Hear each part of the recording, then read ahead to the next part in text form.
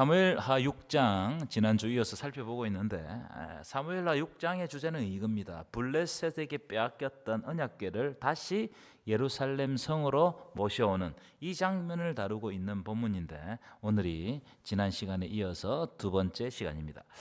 자, 언약궤는 여러분 언제 빼앗겼죠? 언약궤가 언제 빼앗겼죠? 엘리 제사장 때. 사무엘 상에 보면 엘리 제사장 때 그의 아들 홈니와 비느하스, 이들 제사장입니다. 엘리가 대제사장이고 이 홈니와 비느하스가 이들이 블레셋과의 1차 전투에서 패합니다. 그래서 승리하기 위한 방편으로 이 언약궤를 들고 전쟁에 나갔다가, 그런데 전쟁에서도 패하고 언약궤도 뺏기는 그런 웃지 못할 일을 발생하고 말아요. 언약궤만 들고 가면 이길 줄 알았는데, 그런데 전쟁도 패하고 언약궤도 빼앗겼어요. 자, 그런데 언약궤를 빼앗긴 이 사건은 단순히 언약궤를 빼앗긴 사건으로 마무리되지 않습니다. 이것은 제가 볼 때 영적으로 언약궤를 빼앗긴 이 사건은 하나님과의 관계가 단절되었다, 이걸 딱 드러내는 사건이라고 생각해요.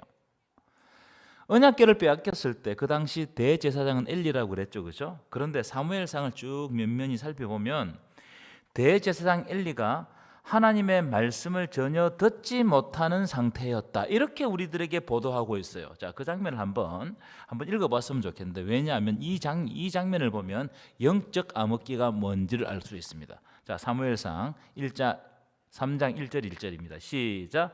아이 사무엘이 엘리 앞에서 여호와를 섬길 때는 여호와의 말씀이 희귀하여 이상이 보이지 않더라. 자, 여호와의 말씀이 희귀해서 이상이 안 보여요. 자, 그런데 2절 보십시오. 더구나 대제사장 엘리의 눈이 점점 어두워가서 잘 보지 못했다는 겁니다. 이 말씀을 보면 엘리에 대해서 두 가지 현상을 설명을 하고 있는데, 첫째는 엘리가 대제사장인데 여호와의 말씀이 희귀하여 이상이 보이지 않는 거예요. 다시 말하면 하나님의 말씀이 엘리에게 역사하지 않았다는 거예요. 하나님의 말씀을 듣고 전해야 될 제사장에게 하나님의 말씀이 임하지 않는 거예요. 여러분, 이것보다 더 심각한 게 있겠어요? 자, 두 번째로는, 그런데 엘리의 눈은 점점 어떻게 되어가고 있었다고요? 어두워져 가고 있었다. 무슨 말씀입니까? 이 말씀은 단순히 엘리가 늙어서 눈이 어두워졌다는 것을 말씀하는 게 아니고, 엘리의 영적인 눈이 점점 어두워져서 하나님의 말씀을 분간하지 못하는 시대였다, 이걸 설명하는 말씀이 3장 1절 2절 말씀이에요. 그런데 이런 시대에 언약궤만 들고 나가면 이긴다고 생각하고 언약궤를 들고 나갔다가 언약궤를 그만 뺏겨버린 거예요. 여러분, 이게 뭘 의미하는 사건입니까?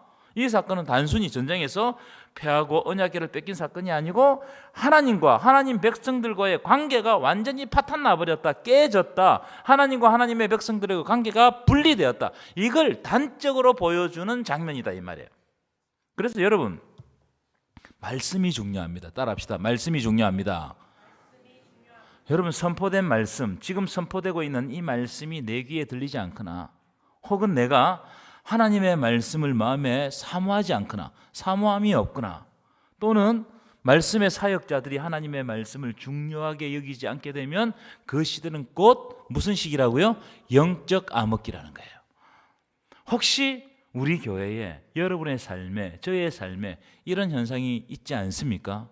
만약 그렇다면, 하나님의 말씀이 들리지 않거나, 하나님의 말씀을 내가 사모하지 않거나, 사역자들이 하나님의 말씀을 등한시하거나, 이렇게 되면 이것은 곧 영적 암흑기예요. 왜냐하면 하나님이 무엇을 통해서 자신의 뜻을 계시합니까? 말씀을 통해서 계시하는 줄 믿습니다. 말씀이 내 귀에 들리고 그 말씀을 통해서 내가 그 마음에 있는 마음의 밭을 갈아엎는 거, 이건 너무너무 중요한 거예요. 우리가 여러분, 세상적으로 아무리 잘 살고 돈을 많이 벌고 내가 계획한 대로 다 돼도 하나님의 말씀과 상관없이 우리가 살아간다면 그것은 내 삶에도 영적 암흑기가 찾아왔다, 이 말이에요. 혹시 여러분은 정말로 하나님과의 관계가 민감하십니까? 그러면 하나님의 말씀이 여러분들에게 들리게 될 줄 믿습니다. 자, 그런데 이 언약궤를 빼앗겼어요. 하나님과 관계가 파탄되었어요. 그런데 이제 70년 만에 언약궤가 돌아왔다는 장면을 사무엘하 6장이 우리에게 보여주고 있죠. 그러면 언약궤가 돌아왔다는 이 사건은 우리에게 무엇을 의미하는 사건입니까? 그것은 하나님의 관계가, 하나님과의 관계가 회복되었다는 것을 단적으로 보여주는 장면이란 말이에요. 언약궤가 돌아왔다는 것은 그냥 단순히 언약궤 하나만 돌아온 게 아니고 하나님과의 관계가, 끊어졌던 하나님의 관계가 회복되었다. 여러분, 끊어졌던 하나님의 관계가 회복되는 저와 여러분 되시기를 간절히 축원합니다. 이게 중요해요. 이게 중요해요. 하나님의 관계를 다시 맺고 새롭게 하고 말씀 앞으로 또 나아가고 말씀으로 주시는 그 말씀에 내가 부복하고 순종하고, 그러므로 하나님과 관계를 계속해서 맺어 나가는 거. 그럴 때 하나님은 말씀을 통해서 이 시대에 우리가 어떻게 살아갈지 말씀을 통해서 자신을 계시하시는 거예요. 오늘 이 저녁에 하나님께서 말씀을 통해서 여러분들에게 계시해 주실 줄 믿습니다. 그래서 오늘 본문은 굉장히 큰 의미가 있다고 생각합니다. 자, 지난주에는 두 사람의 비교를 가지고 말씀을 드렸죠. 여러분 기억나세요? 누구와 누구의 비교를 했죠? 감사합니다. 항상 새롭게 말씀을 듣는 것 같아가지고 우사와 오벳 에돔의 비교를 했죠. 그죠? 우사는 하나님의 궤를 어깨에 메어 옮기라는 하나님의 말씀을 무시하고 자기 편리함을 위해서 수레에 언약궤를 실었다 그랬죠. 여러분, 신앙생활은 편하다고 좋은 게 아니에요. 목사님 좀 편하게 해야 됩니다. 아니요, 편하다고 좋은 게 아닙니다. 신앙생활은 하나님의 말씀과 언약과 우리가 섬기는 이 하나님 앞에서 섬기는 헌신을 무겁게 여기고 어깨에 메야 돼요.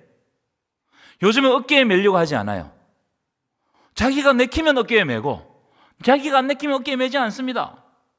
우사가 어떻게 했어요? 이게 번패스럽고 어깨에 메는 게 힘드니까 하나님의 언약을 수레에 실어버렸어요. 하나님은 분명하게 민수기에서 어깨에 메라고 했는데 어깨에 메지 않고 어떻게 했다고요? 수레에 실었어요. 그래서 수레에 실은 언약궤가 가니까 울퉁불퉁한 길을 갈 거 아니에요? 그러니까 소들이 띠으로 쏟아지려고 할 때 우사가 자기 손을 들어서 하나님의 언약궤를 좌우하려고 했어요. 그렇죠? 그래서 하나님이 우사를 치셨다. 베레스 우사, 하나님이 우사를 충돌하셨다는 거예요. 여러분은 좋은 일, 쉬운 일, 간편한 일 이런 것만 하지 않습니까? 하나님의 말씀과 언약과 하나님께서 주신 사명을 어깨에 메어야 될 줄 믿습니다. 그게 다소 불편하고 나에게 부담이 되고 힘들지라도 어깨에 멜 때 하나님의 영광이 드러나는 거예요. 아멘이세요? 그럼 왜 우사가 자기의 손으로 하나님의 언약을 자기 마음대로 좌우했다고 했습니까? 그 이유는 우사의 집에, 아비나답의 집에 언약궤가 70년 동안 자기 집에 있었기 때문에 너무나 익숙했다. 그러니까 너무너무 익숙하기 때문에 자기가 좌우할 수 있는 것이라고 생각했어요. 그래서 여러분, 하나님의 언약이 익숙하다고 내 마음대로 하려고 해서는 안 돼요. 제가 지난 시간에 말씀드렸죠. 지금은 말씀의 홍수 시대입니다. 인터넷에 들어가면 정말 설교 잘하시는 분이 설교를 막 해요. 그럼 우리는 그걸 막 듣는 거예요. 귀가 높아져가지고 실제로 나에게 주시는 말씀은 내 마음에 안 받고 달콤하고 말 잘하고 그런 말씀만 내가 듣고 그렇게 영적 지식이 높아져 있는 것이 아니냔 말이에요. 내 마음대로 할 수 없는 거예요, 여러분. 그렇기 때문에 익숙해졌다고 내 마음대로 해서는 안 된다. 한 말씀이라도 자기 마음에 새기라 이 말이에요. 아멘이십니까? 자, 반면 오벳 에돔은 하나님의 언약과 하나님의 임재를 그대로 수용하고 받아들이고 순종했다는 거예요. 그러니까 이게 아주 중요한 일입니다. 무슨 말씀이냐면 하나님의 언약을 내 삶의 중심으로 가져올 때 하나님 나라가 현재화되는 거예요. 그럴 때 하나님이 복을 주시는 거예요. 내가 복의 통로가 되는 거예요. 그래서 제가 지난 시간에 이런 말씀 드렸습니다. 교회를 위해서 뭔가를 열심히 하는 것보다 앞서야 되는 게 뭐라고 그랬어요? 하나님의 임재를 내 삶의 중심에 받아들이는, 다시 말해 하나님과의 관계에 더 집중하라는 거예요. 일을 하기보다, 그래서 일을 잘했니 못했니 이런 것보다는 뭘 더 집중하라는 거예요? 하나님과의 관계, 내 삶의 중심에 하나님의 임재가 있는지 없는지 거기에 더 집중하라는 거예요. 아멘이십니까? 여러분, 하나님의 임재를 내 삶의 중심에 두시기를 축원합니다. 하나님과의 관계를 회복하시기를 축원합니다. 이게 가장 중요한 일이에요. 이게 그래야 모든 것이 순리롭게, 영적 순리로 풀리는 거예요. 자, 오늘은 또 다른 두 사람의 비교를 가지고 여러분들과 말씀을 잠시 나누겠습니다. 오늘의 비교는 다윗과 미갈의 비교입니다. 다윗과 미갈. 사무엘하를 보시면 이 네 사람의 비교가 적절하게 나타나와 있는데 오늘은 다윗과 미갈의 비교입니다. 첫 번째 올려보실까요? 하나님에 대한 감격과 기쁨은 축복의 통로가 되게 한다는 거예요. 그래서 감격과 기쁨을 회복하라는 겁니다. 따라합시다. 감격과 기쁨을 회복하라. 아멘이십니까? 여러분은 예배를 통해서 감격과 기쁨을 누리고 있습니까? 이 질문을 자기에게 해야 돼요. 아니면 예배를 감독하는 감독자가 되어 있지 않습니까? 우린 그럴 때가 많습니다. 많은 사람들이 예배를 영과 진리로 드리지 못하고 감격과 기쁨으로 하나님을 만나지 못하고 감독자나 감시자가 되어서 예배에 대한 감격과 기쁨을 잃어버리는 오류에 빠지는 경우가 허다해요. 저는 그렇게 생각합니다. 특별히 저 같은 사람들. 그런데 오늘 본문의 다윗은 하나님의 언약궤를 맞이하는데 어떻게 맞이하느냐 하면 감격과 기쁨으로, 그래서 하나님의 임재에 대한 감사를 춤으로 하나님 앞에서 표현한단 말이에요. 얼마나 기뻤으면 춤으로 하나님께 표현했겠냔 말이에요. 자, 12절입니다. 12절 한번 읽어볼까요? 시작. 어떤 사람이 다윗 왕에게 아뢰어 이르되 여호와께서 하나님의 궤로 말미암아 오벳 에돔의 집과 그의 모든 소유에 복을 주셨다 한지라. 다윗이 가서 하나님의 궤를 기쁨으로 메고 오벳 에돔의 집에서 다윗성으로 올라갈세. 다윗이 언약궤를 옮겨오다가 수레에 싣고 오다가 하나님이 우사를 충돌하심으로 우사가 즉사하죠. 그러니까 두려움에 빠져가지고 더 이상 궤를 옮기지 못하고 오벳 에돔의 집으로 하나님의 궤를 옮겼습니다. 그런데 3개월 만에 하나님이 오벳 에돔의 집과 그 소유에 복을 주셨다는 거예요.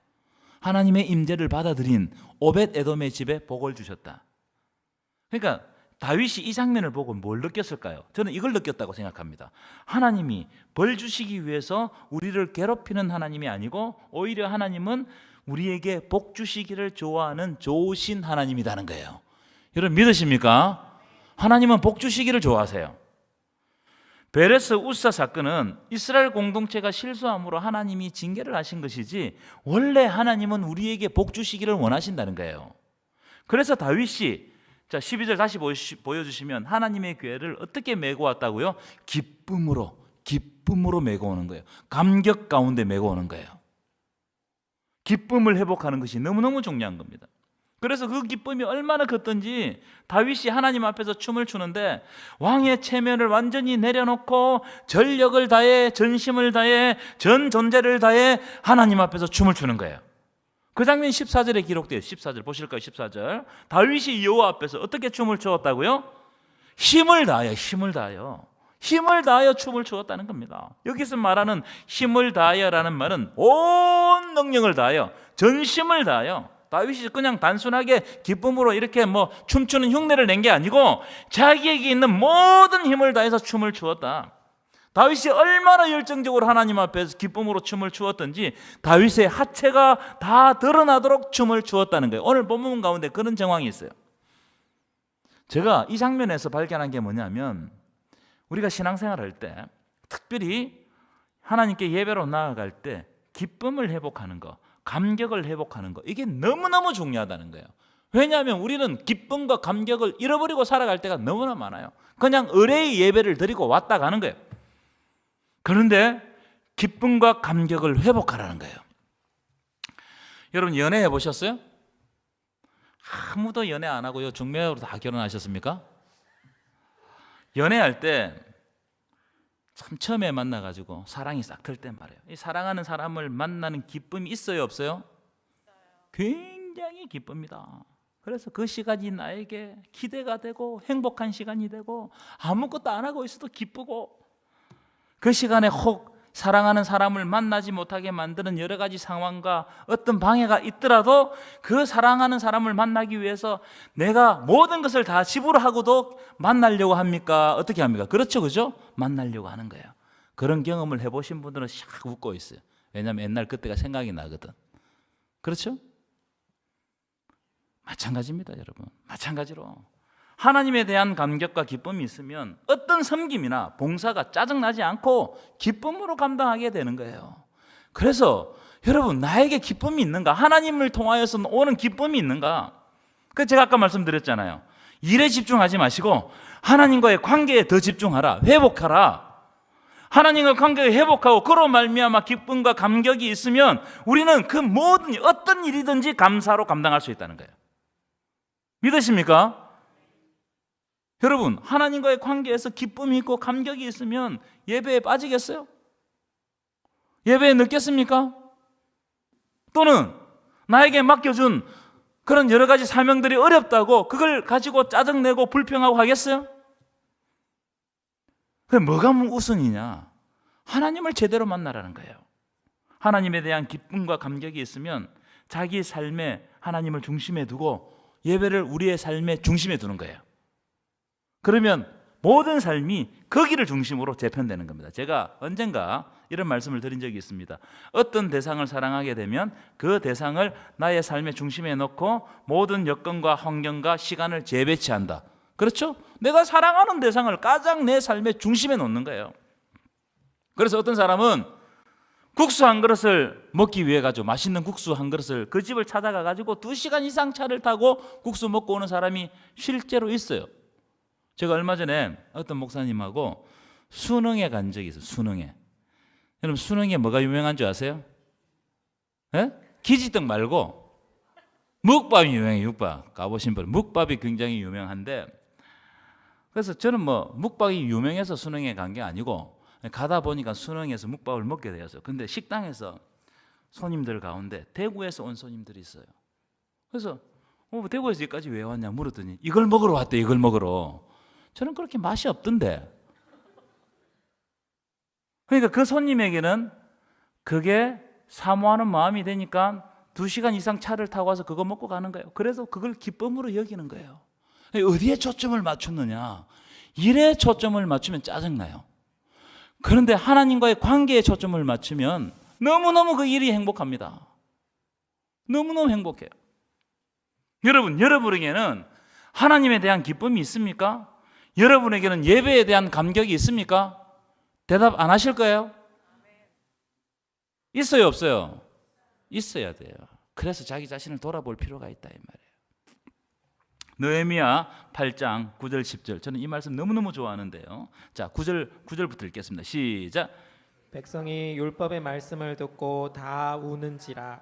총독 느헤미야와 제사장 겸 학사 에스라와 백성을 가르치는 레위 사람들이 모든 백성에게 이르기를 오늘은 너희 하나님 여호와의 성일이니 슬퍼하지 말며 울지 말라 하고 10절입니다. 시작. 느헤미야가 또 그들에게 이르기를 너희는 가서 살진 것을 먹고 단 것을 마시되 준비하지 못한 자에게는 나누어 주라. 이날은 우리 주의 성일이니 근심하지 말라. 여호와로 인하여 기뻐하는 것이 너희의 힘이니라 하고. 저는 여기 이 말씀을 좋아해요. 다시 띄워보시면 여호와로 인하여 기뻐하는 것이 너희의 힘이니라. 참, 여러분 위로를 주는 말씀 아닙니까? 우리의 기쁨이 어디 있어요? 세상 보고 기뻐할 수 있는 게 있습니까? 여호와로 말미암아 기뻐하는 것이 우리의 힘이라는 겁니다. 이 말씀 이런 배경을 가지고 있어요. 느헤미야가 에스라가 이제 이 포로에서 돌아온 백성들을 다 불러 모아놓고 얼마나 마음이 각박하겠습니까? 그래서 뭘 했느냐? 하나님의 말씀을 통독했어요. 학사 에스라가 나무 강단을 세워놓고 하나님의 말씀을 통독했습니다. 그랬더니 하나님의 백성들이 선포되는 그 말씀으로 말미암아 울며 자복하고 막 통곡했어요. 그때 느헤미야가 백성들 앞에서 이런 이야기를 합니다. 오늘은 여호와의 성일이니 슬퍼하지 말고 울지 말아라. 여호와로 인하여 기뻐하는 것이 너희의 힘이니라. 여호와로 말미암아 기뻐하십시오. 다시 말하면 하나님은 우리가 하나님 앞에서 기뻐하고 감격하기를 원하신다는 거예요. 그래서 하나님과 관계를 회복하고 하나님 앞에서 기뻐하고 즐거워하고 감격하고 때로는 춤도 추고. 여러분, 몸이 기뻐하면 영혼도 기뻐합니다. 몸과 영혼은 이렇게 연결되어 있어요. 그래서 다윗이 춤을 춘 겁니다. 막 기뻐 춤을 추니까 이 다윗의 이 영혼 가운데도 기쁨이 넘치는 겁니다. 반면 영혼이 기뻐하면 자동적으로 몸이 춤을 추게 돼요. 무슨 말이냐면 영혼에서 기쁨이 올라오면 우리의 몸으로, 얼굴로, 표정으로, 삶으로 드러난다 이 말이에요. 그래서 여러분 옆 사람 한번 봐요. 영혼에 기쁨이 있는지 없는지 한번 봐봐요. 별로 없는 것 같아요, 여러분. 반응도 없고 설교를 이렇게 열심히 해도 뭐 아멘도 안 하고. 여러분 우리의 삶에는 기뻐하지 못하는 일들이 얼마나 많습니까? 그런데 하나님은 그럼에도 불구하고 하나님 앞에서 기뻐하고 감격하라는 겁니다. 그렇게 하면 하나님이 그 감격과 기쁨을 우리의 삶 가운데로 우리를 통해서 또 이웃에게로 이 기쁨을 연장시켜 주신다는 거예요. 그래서 어린 아이와 같이 그런 마음을 가지고 하나님이 주신 기쁨을 누리라는 거예요. 여러분 이 감격과 기쁨이 다윗 혼자 누렸던 게 아닙니다.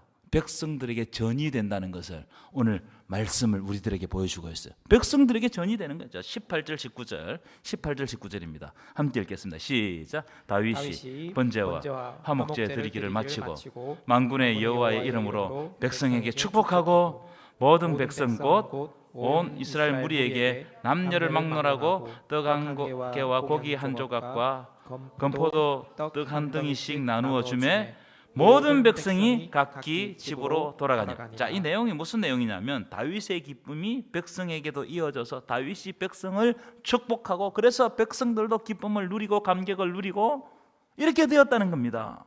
그래서 언약궤를 내 삶의 중심에 가져오는 것이 얼마나 복된 일이냐 이걸 알게 하는 거예요. 언약궤가 하나님의 언약이 내 삶의 중심에 있는 것이 얼마나 복된 일이냐 이걸 알게 하기 위해서 다윗이 축복하고 떡을 주고 이 기쁨을 함께 전이하고 함께 나누는 거예요. 여러분 우리 한 사람의 감격과 기쁨이 많은 사람에게 영향을 미칩니다. 믿으십니까?